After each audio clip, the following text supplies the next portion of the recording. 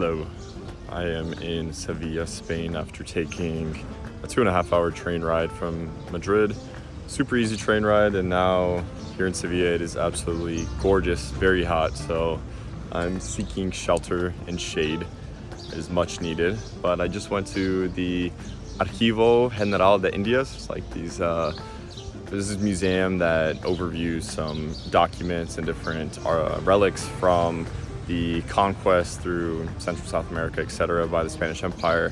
And I was looking at like some of these portraits and rugs and just thinking about how, I don't know, it really just got me thinking about what from our current experience today we will look back at in the future.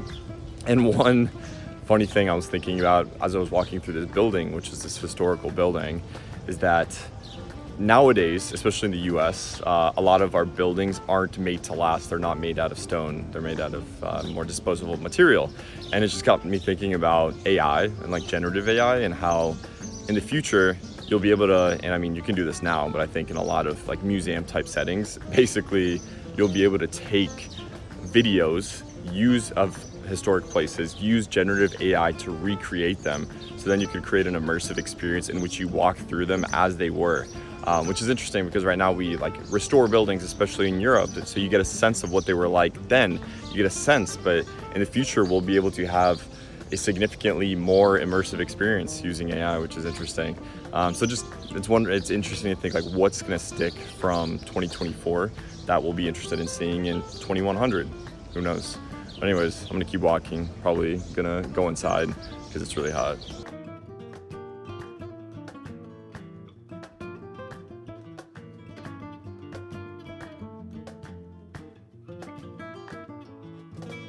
Also, initial impression of Sevilla, especially compared to Madrid. Madrid is much more of like a densely populated city feeling, a lot of classical architecture, but here in Sevilla, it's much more of that classical European architecture that I'm used to from a lot of historical sites. And it's just beautiful here. A lot of palm trees. It's pretty green, and the architecture is just gorgeous. I just walked by the cathedral. I'm in Santa Cruz right now, and yeah, it's stunning.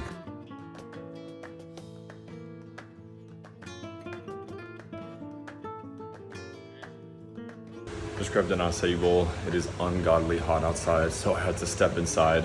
And this place I'm at is called Areafit Cuesta del Rosario. There's only €8 to get in. So solid gym if you're in Sevilla trying to get a workout. Also, if you just watched my Madrid vlog, you may have noticed that I like to prioritize working out when I'm traveling. I mean, granted, I'm not really vacationing right now. I'm just traveling for an extended period of time. The reason I do that is just because it makes me feel really good. I really enjoy feeling the endorphins, helps me feel mentally clear. I love getting a pump. I use it as a meditation and really just helps me get my mind and body right. So just because I'm traveling, you know, I need to make sure, I want to enjoy myself, but I also need to make sure to stay grounded so that I can be present and fully experience, you know, the place that I'm in. And it's only, you know, an hour max out of a given day. So the upside downside, you know, the cost benefit definitely checks out for prioritizing, you know, the gym at least a few times a week while traveling or on vacation. When the Spanish conquistadors were looking for spices and Christopher Columbus ended up in the Americas, right?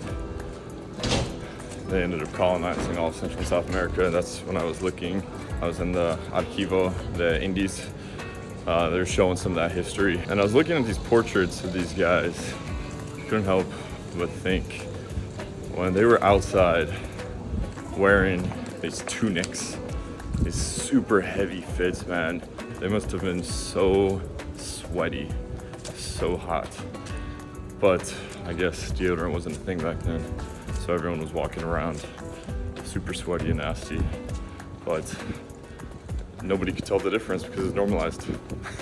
Good thing we have Deo now. Let's go, baby. Day one. We got Carlos and Spice came through. We just got some tapas, but it was loud in there. Did not record much. But what did y'all think of tapas? And Spice, this is your first time in Spain. What do you think so far? Lo estoy disfrutando demasiado. Me encanta la cultura. Yo así la aprecio. Hey, I don't have Translate on my YouTube channel. Sorry, you gotta do it. En español. En español solo? All right, Charles, what did you think of the tapas? I would give it A+, especially for the jamon. Fire. Jamón ibérico. Yeah, when you're in Spain, you got to get the jamón. We got some good queso, which is Yeah, delicious. the cheeses. I mean, el queso. Nice. Got me. Hey, any other thoughts? Keep water on you, because I thought I was gonna pass out. Yes, very sweaty in Sevilla, even at night. Sorry, I got some ice cream to cool us down. Yeah, buddy.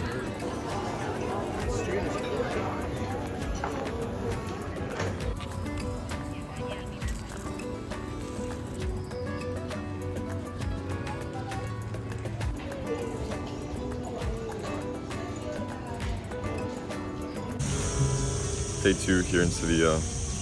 I'm in a little walk, the Jardines del Prado de San Sebastian, and once again in a park while traveling, which is a recurring theme during my trips, and I almost find myself wondering if I over prioritize going to parks when I'm traveling, but really, like recently, some of my favorite things to do when I'm visiting a new place is to walk, to roam, to wander, to really feel a place. It's tough when you're in tourist areas since you don't feel as much of the culture. You're more so surrounded by tourists and shops and restaurants, which is not necessarily a bad thing, but you feel less of an essence of a place. But I really orient towards parks because it helps ground me, to get my mind in a more stable place, given when you're traveling, so much sensory overload. You're experiencing so much new stimulus, and in order to really learn something, you really have to ground yourself to be able to process, because otherwise you're just getting pulled in so many different directions.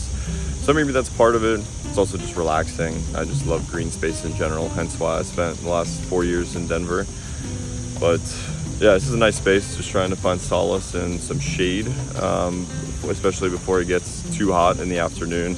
Probably gonna bounce around a little bit. My friends Charles and Spice are doing a couple errands, so I'll meet up with them shortly.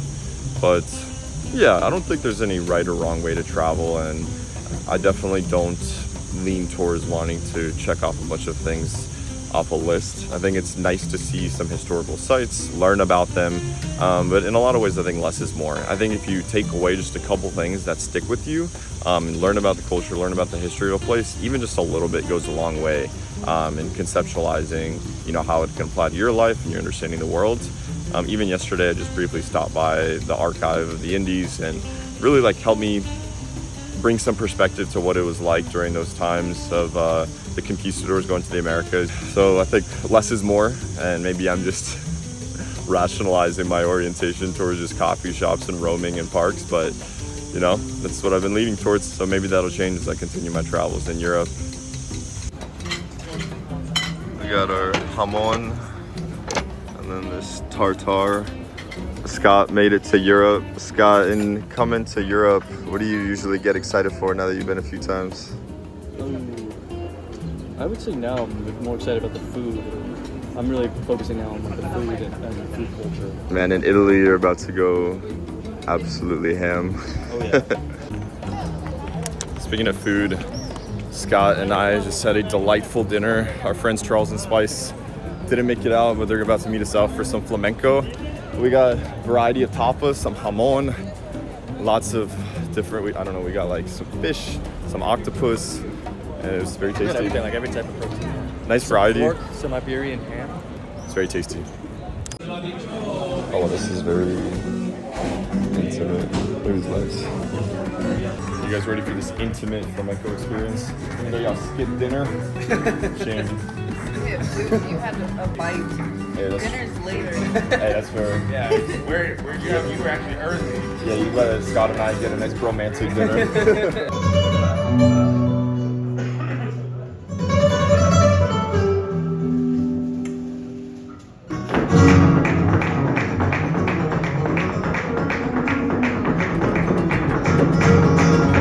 Definitely a 5-star experience. I'd recommend that to anybody who does. You guys have fun?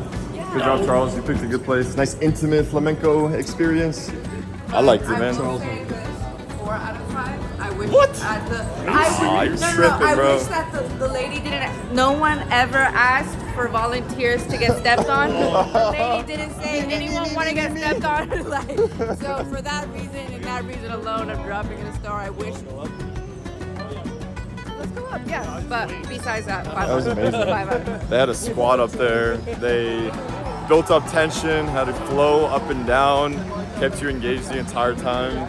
We did it at the Flamenco Setas, and it was rated 5-star with like thousands of reviews on Google Review. Could not recommend enough. It was an amazing experience.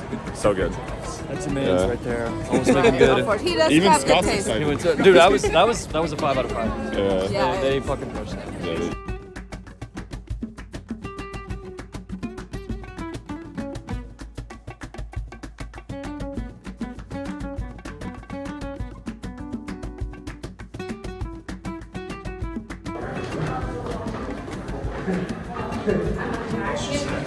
That there's a little tiny dog that's following me and it wants to bite me. So I must keep going.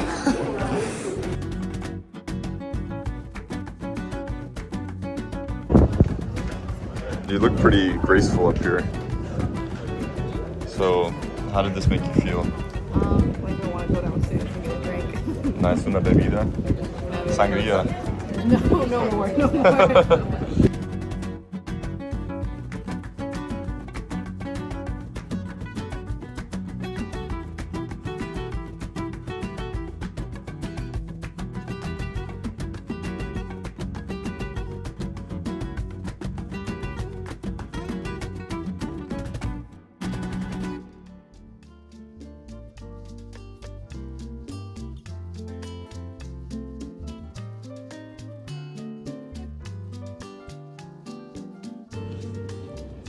Pretty detailed. What's Yeah, we're just talking about how all these are made by hand. This is gonna be a little out there. every line is like straight or like curved like the same for each tile. It's kind of crazy. You think they like did that by hand or they have Like a machine. Yeah. It's cool. Yeah, honestly, it makes me think that nowadays people put too much pressure on themselves to have like some grandiose purpose in life, whereas throughout a lot of human history, if you just created a bunch of cool tiles that adorned a palace, then you probably had a pretty meaningful life. So I feel like if you're just doing something that's meaningful to you, that's already a pretty good bet. Yeah, man, it's all about perspective. Yeah, that's why we go to museums and travel, I guess. It's art, but also functional.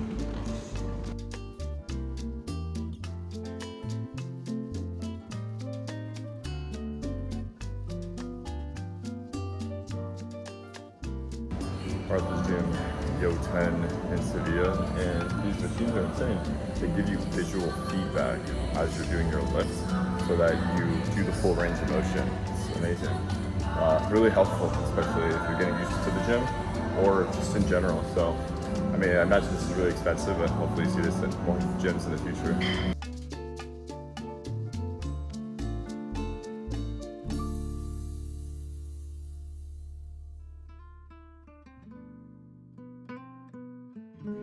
Hello, it is the last day in Sevilla, about to head out to the airport to fly out. I just want to share some closing thoughts on the time here.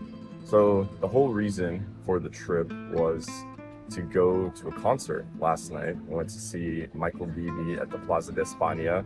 So in Sevilla, I guess most weekends they do this festival called Iconica Fest, where they have different artists come through and play at the Plaza de España, which is unreal because the building itself is art, and then you have lights that go in between the buildings, and it's just so stunning. Sound production was amazing.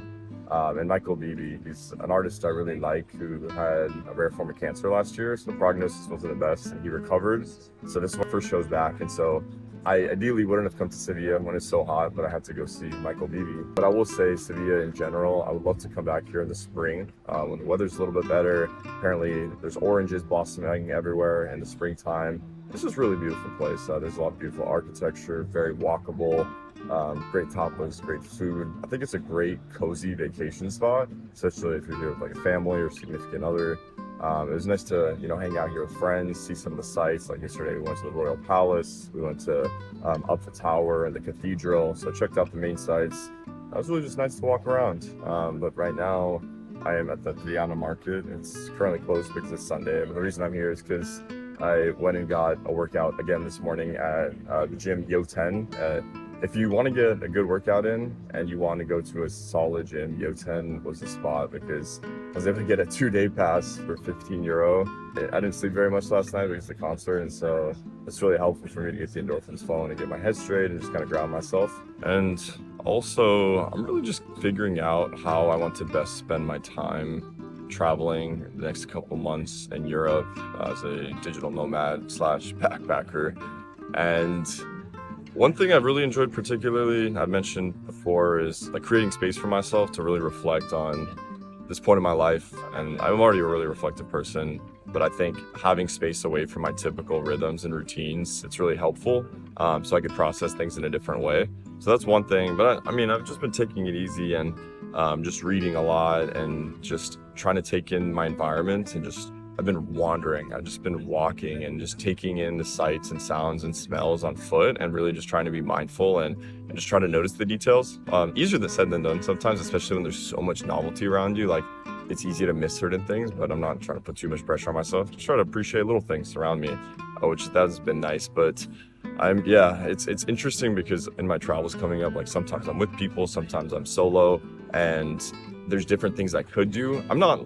I think depending on where I'm at, I do want to prioritize sightseeing, but it really just depends. And I don't want to put pressure on myself to just check boxes in terms of seeing like the biggest sites. So just figuring it out, taking it as it comes. But I think the biggest thing is just embracing this sense of wandering and curiosity and just taking it all in and just trying to be mindful and trying to be receptive to the environment and just listening and trying to observe how other people act. And I think that's been really nice here, especially in Sevilla, just seeing the communal component of everybody sitting outside, enjoying their tapas, like such a big lunch culture here in Spain. And it's just cool to see how close-knit the communities are and like really prioritizing long lunches and long discussions and just like having different finger foods and enjoying their time together. And it's cool to see that that's a big part of the culture here. So yeah, I just want to be able to take in my environment. So that's definitely the priority, but the way that I do that will obviously vary place by place. All right, final thought before I actually close this out.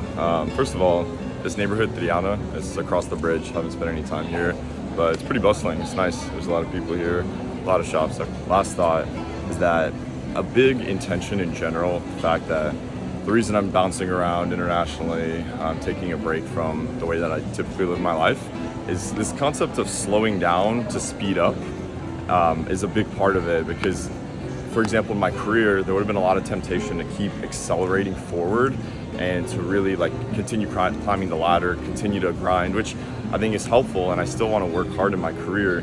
But in creating space for myself, I'm trying to slow down, process things, recalibrate, realign my intentions so that therefore I could speed up. I mean, the general concept there is slowing down so that ultimately in the long run, you can win out, right? And figure out, or maybe not win out, but be most aligned to the intentions that matter to you. So that's kind of the general thought process. But yeah, with that, hope you have a great day and take care.